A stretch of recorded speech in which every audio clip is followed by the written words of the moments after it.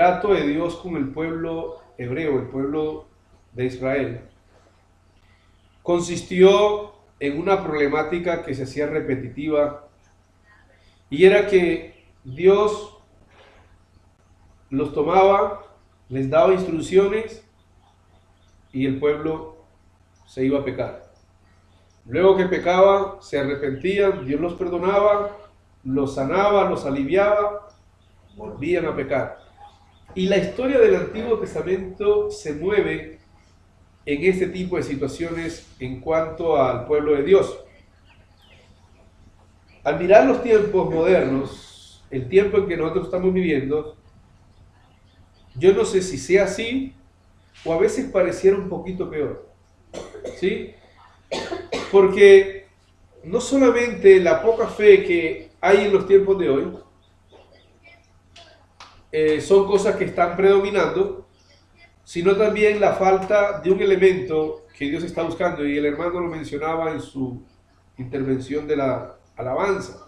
No sé si cantaron algo, pero hay algo que Dios, póngale cuidado, está buscando en el ser humano, póngale cuidado, como punto de partida para que esta obra majestuosa de formar a Cristo en nosotros pueda ser real. ¿Cuál es ese punto de partida? Hoy lo vamos a mirar también. Pero quiero que leamos ese relato de el profeta Amós. En el capítulo 4, solamente lo vamos a leer. Vamos a leerlo a partir del versículo 4.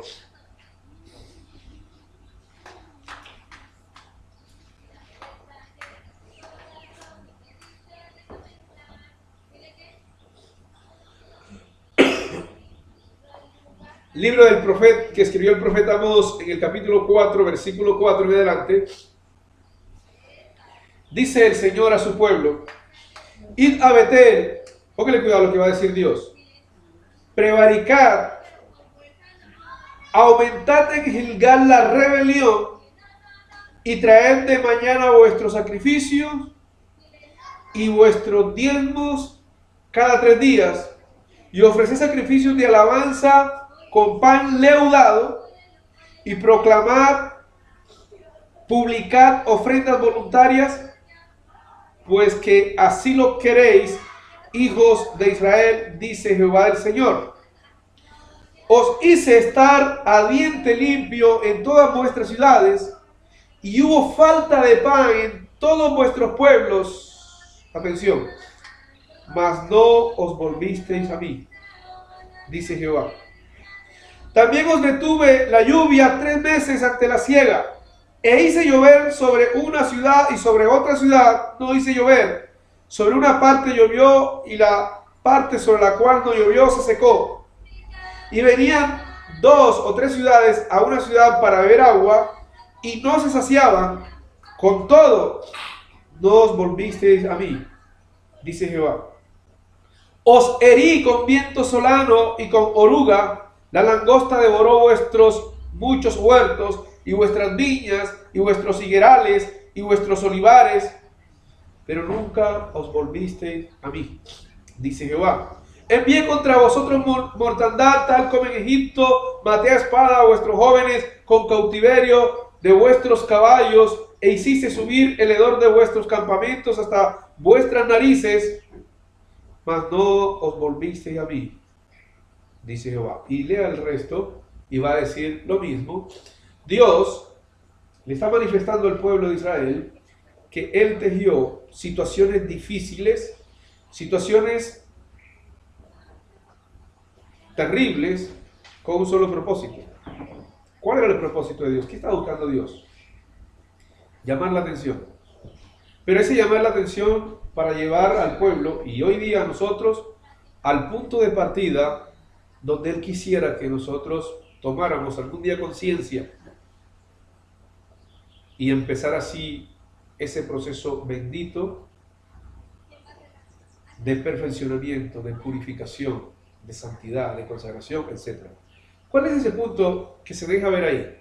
Dios está persiguiendo algo que ha sido mal entendido por nosotros, mal interpretado o a veces ignorado, y tiene que ver con el arrepentimiento.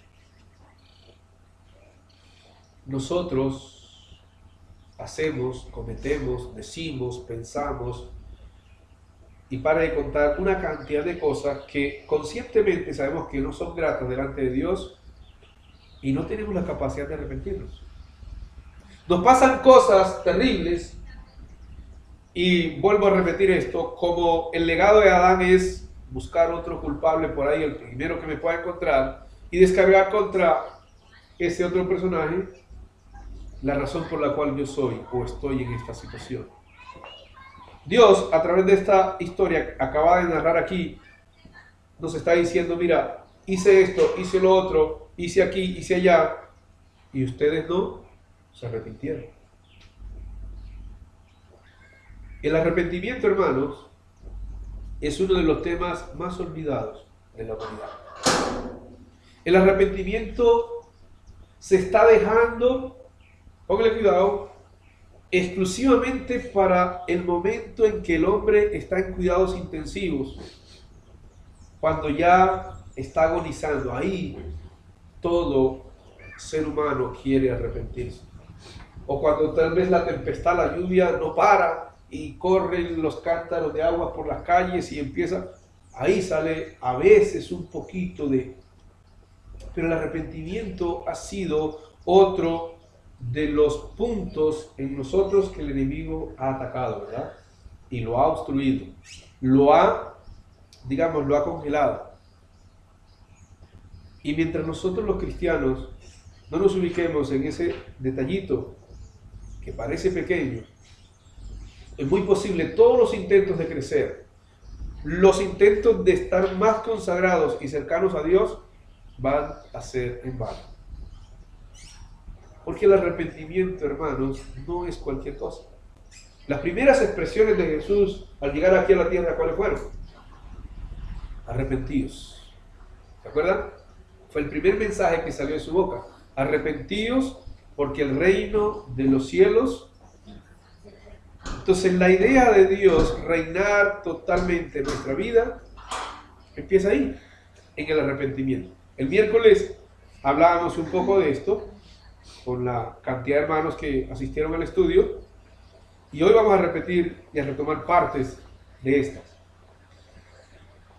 Vamos a leer y a empezar a mirar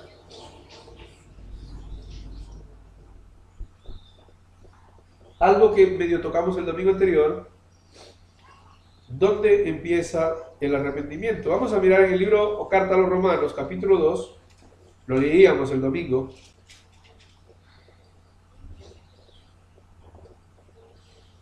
Versículo 1 al 5. Romanos, carta a los Romanos 2, hermano Elber, le colabora ya. Romanos 2, del 1 al 5, por favor. Vamos a leerlo.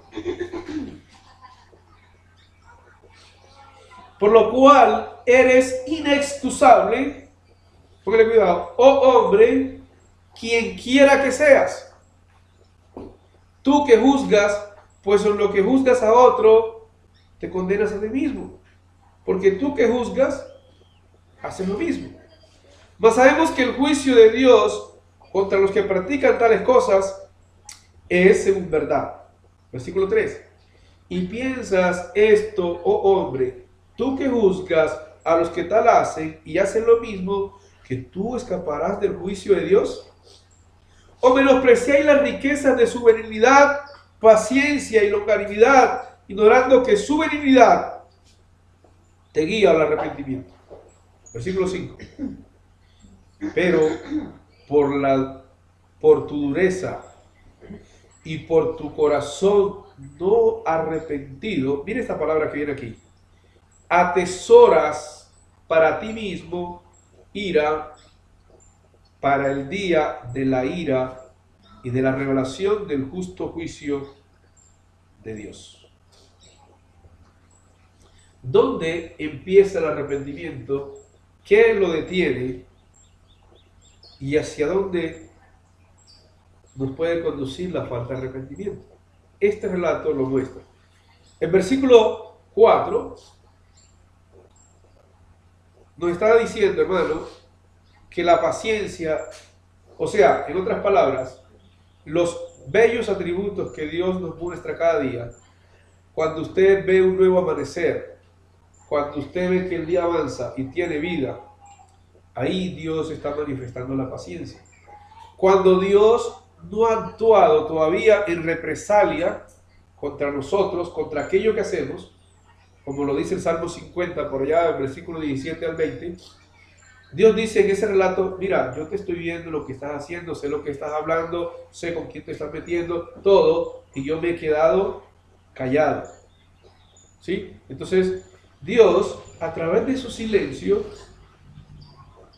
de pronto algunos piensan y quisieran ver a veces la tierra abierta para que se trague a aquellos que andan mal, ¿verdad?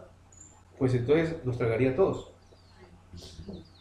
Pero, ahorita vamos a ver algo de eso, pero esa paciencia manifestada por Dios en cada instante es un conducto. Ese día de vida que Dios te da, ese escuchar de la palabra nuevamente, ese poder tú ir a orar y poderle cantar, ahí está condensada la misericordia, la paciencia, la benignidad de Dios. Son momentos, cada segundo, donde Dios te está impulsando al arrepentimiento. Pero no solo eso, ya lo leímos en el libro de Amós. Póngale cuidado. Cada situación adversa que te ocurre y que me está ocurriendo a mí, según lo que leímos en Amós, Dios lo está permitiendo ¿para qué? ¿Cómo leímos allá? Te hice esto, te hice lo otro y ¿qué? Y no volviste a mí. Entonces, ¿para qué Dios nos proporciona o permite tanta adversidad? ¿Qué está buscando Dios con eso? El arrepentimiento. Deténgase ahí. Pero ¿para dónde cogemos nosotros? El hermano lo mencionaba ahora en la intervención. Cuando nos ocurren cosas, nos quejamos, lloramos, no está mal llorar, buscamos culpables, queremos desahogarnos con personas, una cantidad de cosas menos el ir a Dios en una absoluta humildad que conduzca a un verdadero arrepentimiento. Nos vemos enredados en cuantas cosas, llamamos, escribimos, hacemos una cosa, la otra, hablamos, a veces también nos enojamos, nos entristecemos. No está mal la tristeza forma parte de... Nos enfermamos, una cantidad de cosas. Y dice aquí, mira, todo esto, dice ahí, versículo 4, te guía al arrepentimiento. ¿Entiende? Entonces deténgase a pensar por un instante todo lo que le ocurra, todo, absolutamente todo, es lo que Dios permite para conducirte al arrepentimiento. No hagas otra cosa que dejarte llevar por el poder de Dios a buscar un arrepentimiento en tu vida. ¿Sí? Pero observemos ahora el versículo 3.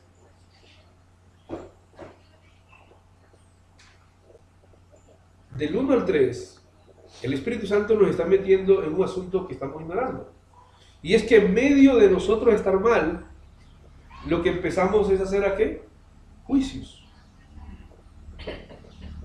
Y yo no sé si usted se acuerda de nuestro hermano y compatriota Job, que cuando él cayó en la calamidad que Dios le permitió pasar, llegaron 3 lindos amigos, ¿a qué? A mostrar estos 3 versículos. Eso que le está pasando debe ser por esto. ¿Sí? Y resulta que el capítulo 1, versículo 1 de Job, sale ahí en esos primeros versículos el gran concepto que Dios tenía de Job. ¿Usted recuerda el concepto que Dios tenía de Job? ¿Era varón qué? Recto. Y no había otro como él. Y resulta que en la ley de sus amigos era todo lo contrario. Entonces, una de las cosas que impide en nuestro arrepentimiento es la actitud de juzgar. Siempre lo va a tener. ¿Ve? Porque el juicio hace que yo me ampare en situaciones que me alejan de la humillación. El juicio hace, hermano, que yo me convierta en Dios. Y cuando yo me convierto en Dios, la humildad se aleja de mí.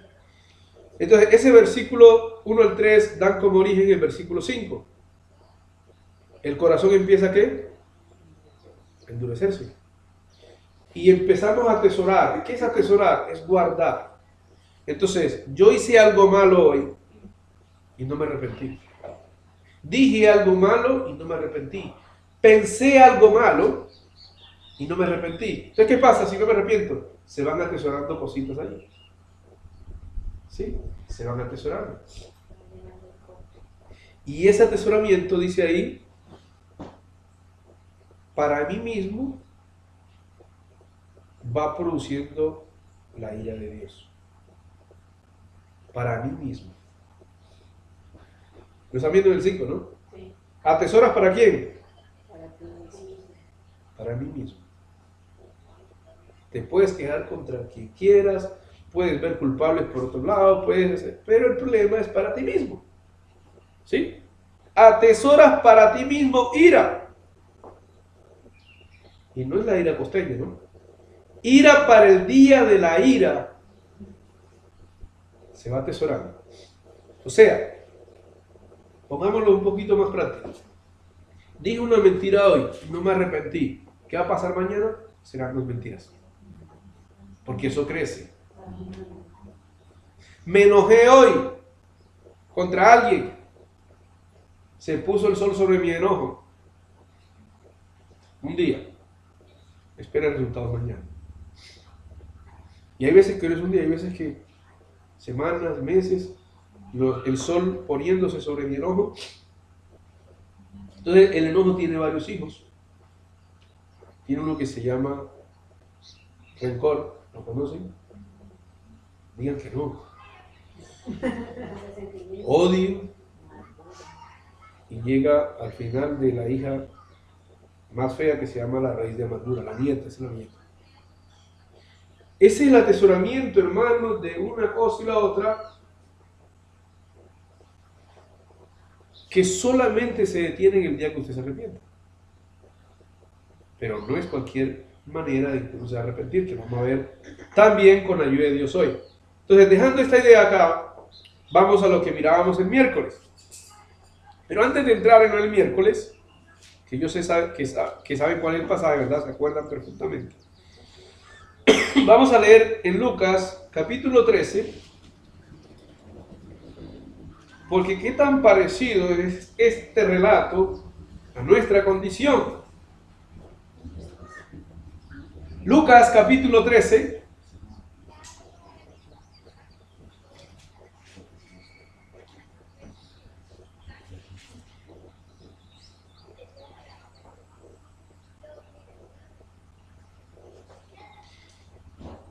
En este mismo tiempo estaban allí algunos que le contaban acerca de los galileos cuya sangre Pilato había mezclado con los sacrificios de ellos. Respondiendo Jesús les dijo: ¿pensáis que estos galileos, porque padecieron tales cosas, eran más pecadores que todos los galileos? Os digo, no. Antes, si no os arrepentís, todos pereceréis igualmente. ¿Por qué este relato, hermano? Porque este es otro de los problemas que impiden el arrepentimiento en nuestras vidas. Este relato está mostrando que muchas veces nos sentimos mejores que otros. ¿Le ha pasado eso? Y no en aspectos humanos, en aspectos espirituales a veces. Nos sentimos en mejores niveles espirituales, nos sentimos que hemos avanzado más que otros. Y cuando usted se siente así, indirectamente está emitiendo un juicio contra aquel que tal vez no ha crecido como usted. ¿Entiende? Resulta, y por ahí compartí con algunos la prédica esa otra vez de la caña cascada, ¿se acuerdan? ¿Lo han visto? Y de el pábilo que humea. Cuando Jesús dijo, la profecía dice que ahora en el tiempo de Cristo la caña cascada no quebraría y el pábilo que humea no se apagaría. Recuerda de qué está hablando, ¿verdad? En las congregaciones existen hermanos así. ¿Qué es una caña cascada? Una caña, mira, ahí hay una caña que está hueca por dentro, ¿sí? Que si usted le hace flexión contra el piso, ella se va a romper. El pábilo es ese hilo que va por dentro de la vela, que si no tiene llama y solamente está humeando, él se va a apagar algún día. ¿O no? Se apaga. Pero Jesús dice que en la iglesia existirían cristianos así. Cañas cascadas. Y pábilos que solamente humearían. ¿Y qué dice Jesús? La que sea como caña cascada no se va a quebrar. Y el cristiano que aún llegase a ser como un pábilo que humea no se va a apagar. Pero si nosotros vemos a un cristiano que solamente es un pábilo que humea y nunca le vemos llama, ¿qué hacemos nosotros? También lo juzgamos, ¿no? Porque nos consideramos mejores. Jesús le garantiza a ese cristiano que no le va a pasar nada. No quiere decir que se va a conformar. En esa predicación está lo que debe hacer, ¿no? Pero aquí está este relato mostrándonos ese escenario, esa verdad. ¿Cuál? El creernos mejores que otros también es otro elemento que atenta contra la posibilidad de yo arrepentirme. ¿Sí? El a veces incluso pensar, no, yo para qué voy a ir a esta congregación si ya el hermano fulano está en este problema, la hermana fulana está en este problema. ¿Sí? El creernos. Entonces, ¿qué dice ahí en versículo 3? Mire bien el 3. Que todos, por igual, podemos perecer porque todos necesitamos, ¿qué? Arrepentirnos. ¿Cómo dice el 3? Os digo, no. Antes, si no os arrepentís, todos pereceréis igualmente. Todos. ¿A quién mete Jesús aquí como mejor o peor? ¿Sí? No hay mejores ni peores. Todos estamos en una acción bien linda y bien buena que se llama una lucha. Digo bien linda y bien buena porque cuando uno le pregunta a alguien ¿cómo estás? Todo el mundo contesta en la lucha.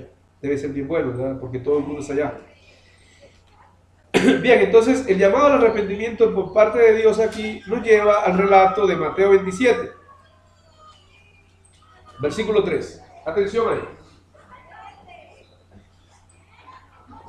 Mateo 27, 3.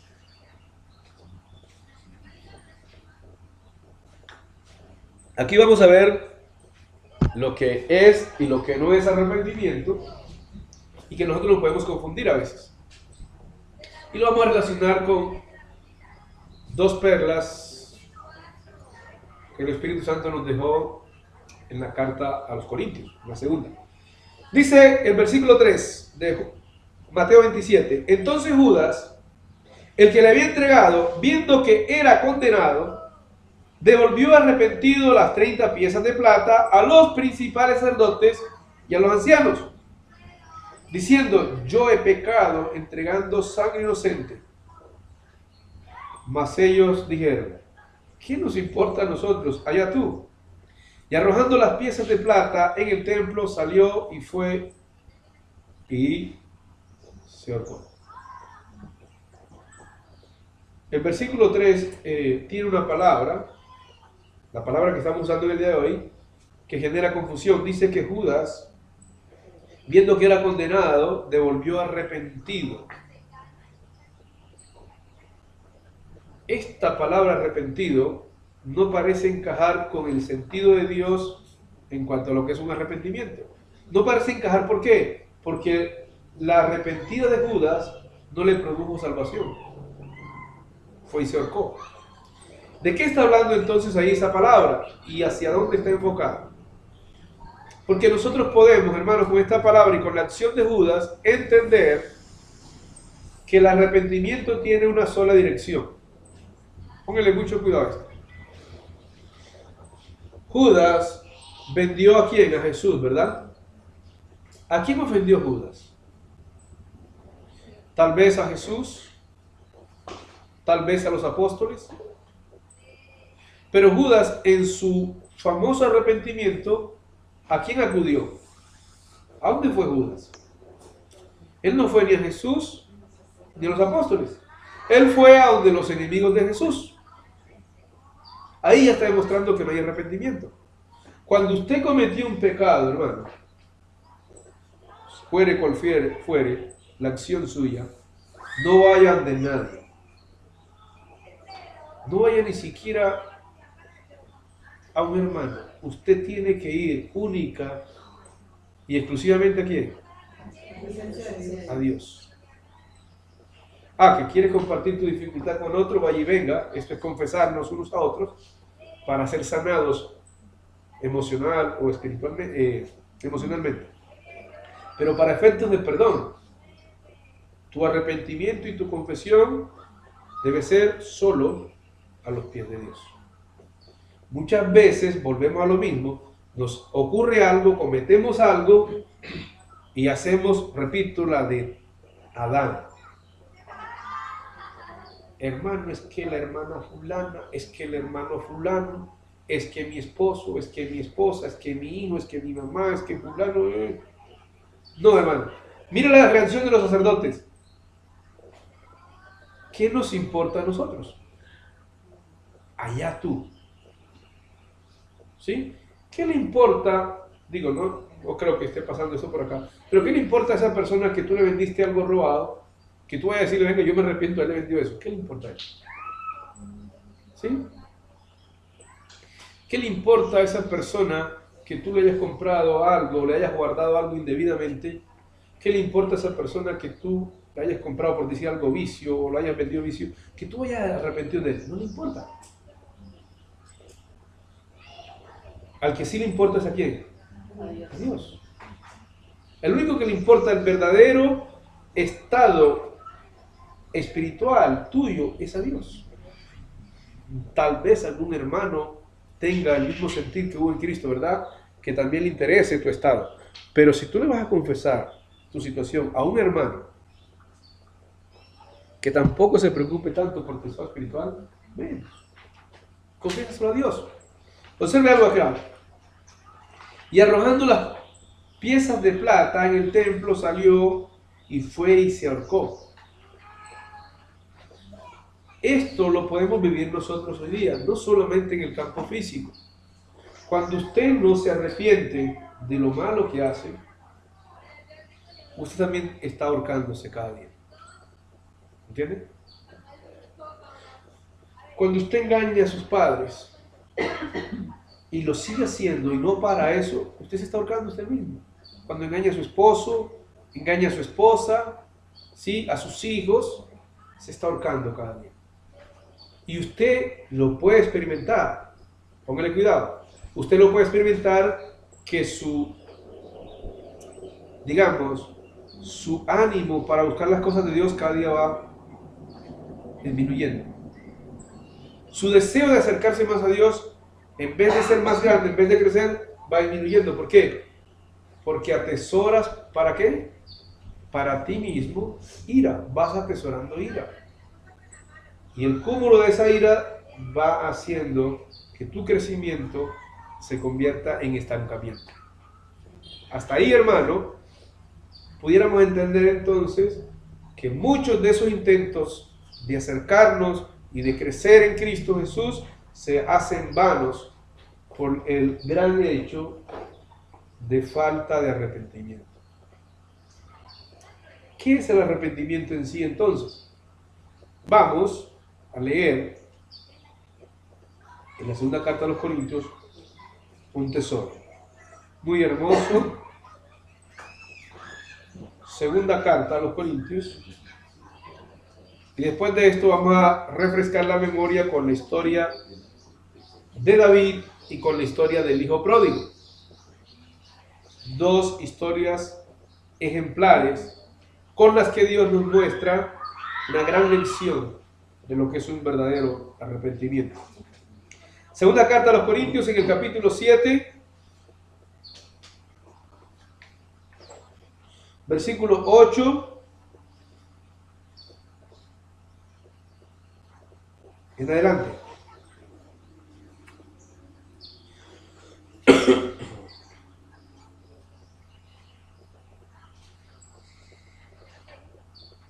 Dice el 8, porque aunque os contristé con la carta, o sea, con la primera a los Corintios, Pablo le produjo una gran tristeza a la congregación, porque aunque os contristé con la carta, no me pesa, aunque entonces lo lamenté.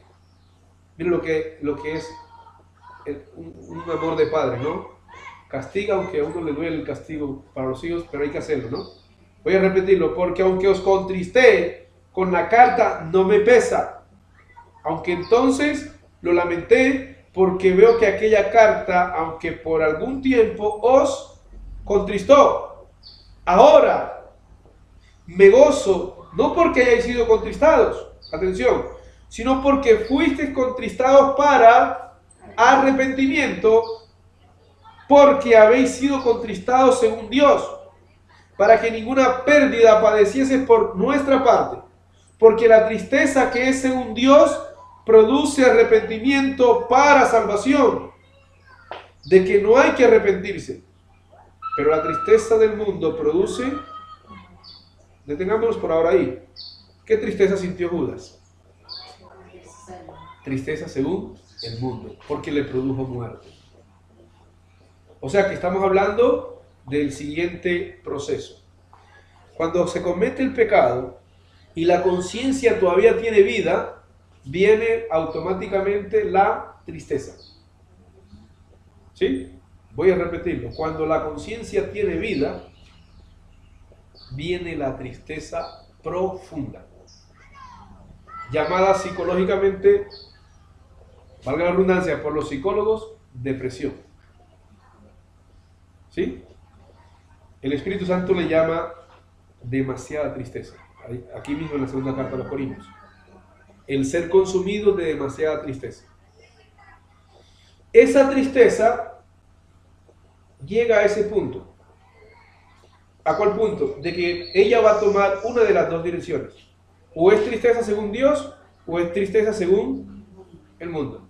Llega a un punto en que le aparece una Y y no sabe por dónde coger. Entonces, esa tristeza la sentí, pero como no quiero que nadie se entere, como no quiero que nadie sepa lo que yo estoy haciendo, lo que he hecho, entonces no me arrepiento. El ser humano cree que la tristeza es arrepentimiento. No, es la tristeza nomás. Estás ahí en la tristeza y empiezas a alejarte. ¿Sí? No sé si de la iglesia, no sé si de Dios, no sé de qué, o de ti mismo, te empiezas a alejar. Y ahí viene ese proceso, repito, de atesoramiento de la ira. Y esto, hermano, escuche bien lo que va a oír ahora. Y esto es lo que entra a distorsionar tu carácter, porque vas acumulando ira. ¿Sí? La ira acumulada hace que tu espíritu se sienta como contristado. Ira de Dios, tu espíritu contristado, ¿cómo va a reaccionar tu carácter? Cúmulo de ira, ¿no? Entonces, está ilustrando el Espíritu Santo las dos tristezas. Pero está la tristeza según Dios, esa que te lleva al verdadero arrepentimiento. Vamos a mirar cómo ocurrió en los Corintios, ¿listo? Miremos otra vez el versículo 8. Dice el 8, porque aunque os contristé ¿por qué? ¿Cómo saber nosotros que la tristeza que yo estoy sintiendo ante lo que he hecho o lo que estoy haciendo es según Dios? Póngale mucho cuidado. Cuando usted haya hecho algo, cuando usted se sienta mal por lo que pensó, por lo que sé yo, entonces lo que está diciendo este texto es que usted debe ir a la palabra, a la carta de Dios, y encontrar pasajes que le apunten a tu estado. Si este pasaje que tú lees te ilustra perfectamente en el estado que estás y a raíz de eso tú te entristeces, que es lo que está ocurriendo con los corintios, esa tristeza lleva el sello de Dios. ¿La cogieron? Si es producto de lo que yo encontré en la palabra. Cometí el pecado, pero ahora voy a quién, a Dios, a su palabra, a su carta. Y si esa carta es la que me contrista, entonces la tristeza viene de Dios. Porque la carta de Dios me va a recordar Romanos 2:4. ¿Quién se acuerda lo que dice? ¿Lo quieren leer sin perder 2 Corintios? Hay que recordarlo.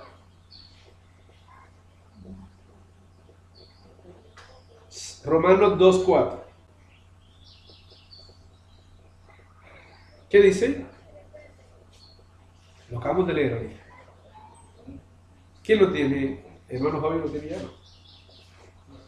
2:4. Sí, señor. O menospreciáis las riquezas de su benignidad, paciencia y longanimidad, ignorando que su benignidad te guía al arrepentimiento.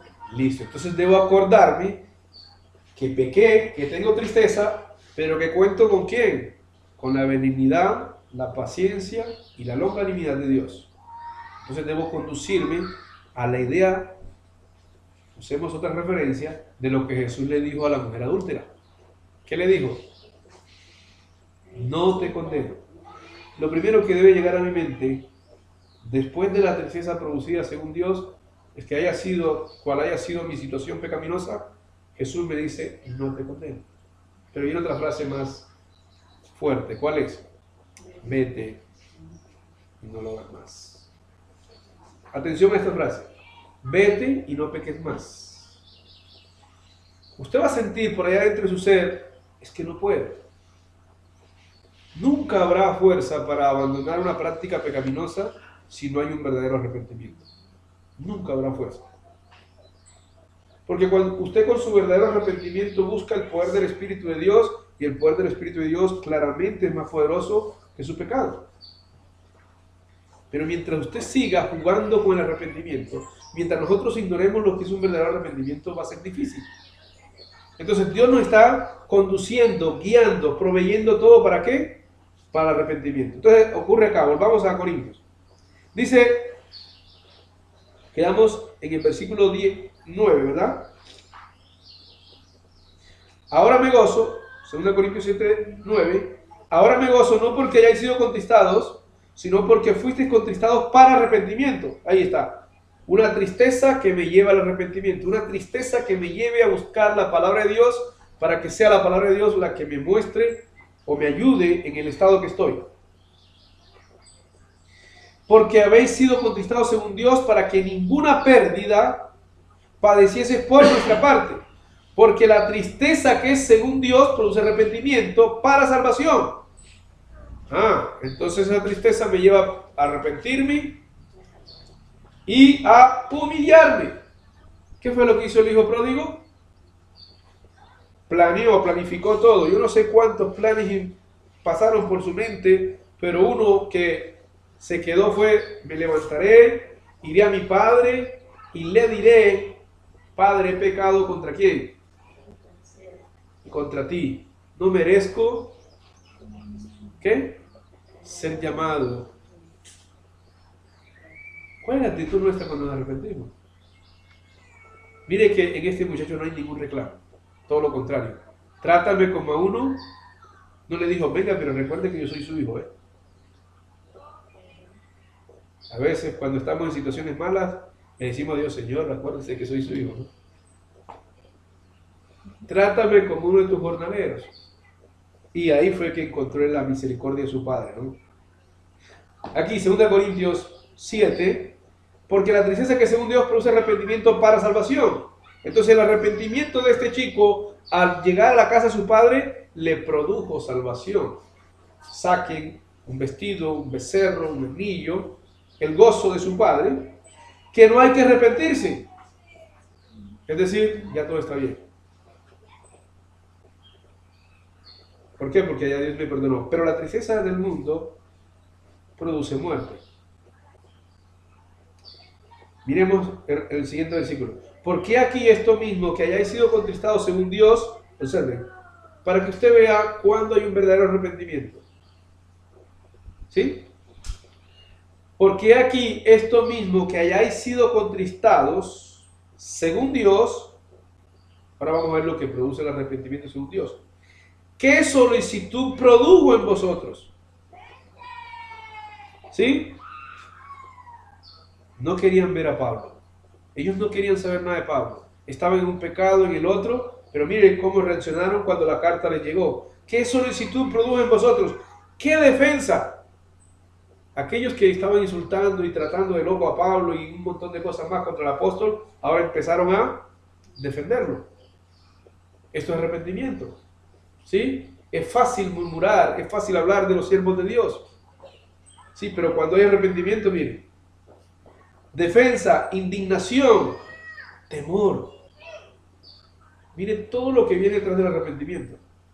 ¿Qué más? Temor, ardiente afecto, celo por las cosas de Dios, ¿sí? Celo por la palabra, celo por la iglesia, celo por los hermanos, no contra, sino por. ¿Y qué vindicación? En todo os habéis mostrado, ¿qué? ¿Lo tienen? En todo os habéis mostrado limpios. Usted mira 1 Corintios la cantidad de pecados que había ahí. ¿Y por qué Pablo está diciendo ahora que están limpios? El arrepentimiento. El arrepentimiento nos lleva a un nivel de limpieza. Usted se ha preguntado muchas veces, ¿cómo limpio mi corazón? Porque hemos hablado de ese tema en varias ocasiones, ¿no? Bueno, aquí está la clave. El arrepentimiento original, producido por la tristeza según Dios, en la dirección correcta, no yendo a los sacerdotes, no yendo al mundo, no yendo del amigo, no, yendo al de Dios, produce todo esto. ¿Sí? Así que, aunque os escribí, no fue por causa del que cometió el agravio, ni por causa del que lo padeció, atención a estas palabras hermosas, sino para que se os hiciese manifiesta nuestra solicitud que tenemos por vosotros delante de Dios. Esto es una explicación más profunda, pero así por encima está mostrando el apóstol Pablo problemas entre hermanos, los que ofenden y los ofendidos, y él dice, vea, la carta no es ni por el que ofendió ni por los ofendidos. Cuando en una relación existe ofensas y ofendidos, miren lo que sale a relucir, lo que debe salir a relucir al final del versículo 12, la solicitud de estar bien delante de Dios. ¿Sí? Tanto el que agrede como el agredido, ambos, para poder resolver la situación, deben que buscar ¿qué? En ese camino del arrepentimiento, la solicitud por estar bien delante de Dios. ¿La cogieron? Versículo 13 para la ñapa en este relato. Por esto hemos sido consolados en vuestra consolación, pero mucho más nos gozamos por el gozo de Tito, que haya sido confortado su espíritu por todos vosotros. Pues si de algo me he gloriado con él respecto de vosotros, no he sido avergonzado, sino que así como en todo os hemos hablado con verdad, también nuestro gloriarnos con Tito resultó verdad. Quiero que entiendan lo que el Espíritu Santo está diciendo acá, para que nos ayudemos en muchas situaciones que a veces nos pasan. Atención, voy a repetir una vez más. Si algún día usted puede leer la primera carta a los Corintios, va a encontrar ahí una cantidad de pecados terribles. ¿Sí? Entonces, el apóstol Pablo manda la primera carta, y luego que manda la primera carta, manda a este joven Tito, del cual está hablando ahí, y le dice, vea, mijo, esos hermanos son una hermosura. Eso es lo que está diciendo ahí. Tito no quería ir. En medio de tanto pecado, y usted puede mirar el capítulo 1, versículo 1 y 2 de esta carta, de las dos cartas, no está diciendo lo que yo estoy diciendo, ¿no? Sino que en este versículo se deja ver que cuando él lo manda, observe el versículo 14, quiero recalcarlo. Pues si de algo me he gloriado con él respecto de vosotros, ¿qué está diciendo ahí? yo me he sentido orgulloso de ustedes delante de Tito. ¿Sí la cogen? Entonces, Tito como que no quiere hacer la visita y Pablo le está diciendo, vaya que ellos son unos buenos hermanos. Ahora van a entender por qué estoy abarcando esto. Entonces dice, pues si de algo me he gloriado con él respecto de ustedes, no he sido avergonzado. O sea, quedé bien con lo que le dije a ustedes. Hermoso hermano, nosotros poder palpar tantos errores en los demás y aún así poder, ¿qué? Hablar bien. Pero sin arrepentimiento es difícil. El arrepentimiento es lo único que produce estos frutos. Acuérdense que el Señor habla de frutos, ¿qué? Dignos de arrepentimiento. ¿Se acuerdan de esa frase? Entonces, lo menciono, hermano, porque a veces nos pasa en el restauramiento de nuestras relaciones, en nuestras dificultades, bien sea con el esposo, con la esposa, con quien sé yo, y terminamos hablando más. No. Ya eso habla de no arrepentimiento. Lógico, esto se logra, vamos a repetirlo, con un verdadero y profundo arrepentimiento, hermanos. Entonces, dicho todo esto, hermanos, vamos al gran ejemplo de David para ir terminando ya. ¿Cómo así, hermano? Cuando uno está arrepentido, ¿cómo nosotros entender en nosotros mismos el verdadero arrepentimiento? Ya vimos la primera parte, que es a través de la tristeza según Dios, que nos debe llevar a su palabra y en ella encontrar la situación en la que estemos y a partir de ahí humillarnos ante Dios. Y ahora vamos a mirar algo parecido, paralelo a eso. Aparece en el Salmo 38. Cada que usted esté metido en un problema con Dios, vaya a ese Salmo. Salmo 38.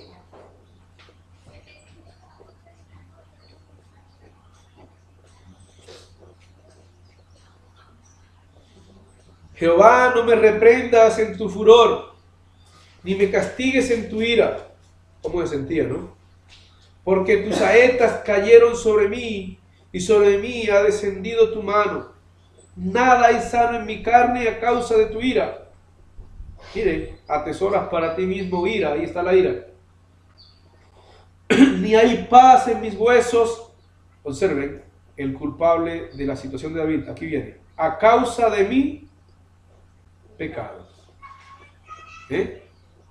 ¿Por qué yo me siento mal? ¿Por qué esto y lo otro? A causa de mi pecado. Porque mis iniquidades, no las de mi hermano, mis iniquidades se han agravado sobre mi cabeza. Como carga pesada se han agravado sobre mí. Hieden y supuran mis llagas a causa de mi locura. Así que pecados, iniquidades y locura son la causa de nuestros estados bajitos de ánimo. Nuestra propia locura, nuestro propio pecado, nuestra propia iniquidad. Si yo logro contemplar esto y reconocerlo verdaderamente ante Dios, iré como el hijo pródigo ante Él, ¿verdad? A buscar sola y exclusivamente perdón. Y pedirle a Dios que me reivindique, así como los corintios. ¿Y qué va a hacer Dios?